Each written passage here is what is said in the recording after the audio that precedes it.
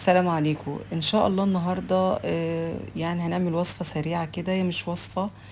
احنا نفرز البلح الاسود. كان بقى عندي حبه كده صغيرين حوالي نص كيلو. غسلتهم كويس جدا وبعد كده بقشرهم بالشكل ده وبشيل منهم البذره.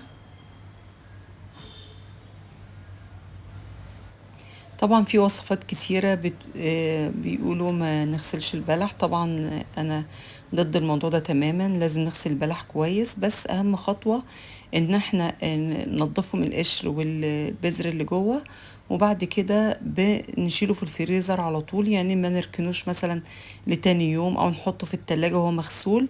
فالخطوة دي مهمة جدا، إن احنا مجرد ما نقشره وننضفه يتحط على طول في اكياس ويتشال في الفريزر. مجرد ما بتطلعيه بتحطيه في لبن وبتعملي عصير، بصراحة بيبقى حلو جدا.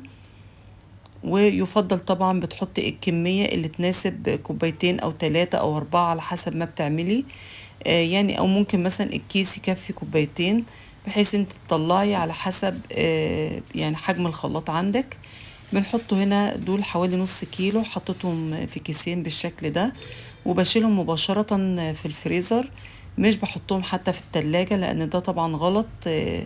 لاني غسلت طبعا البلح بمية، وده غلط ان احنا نسيب المية على البلح فترة طويلة.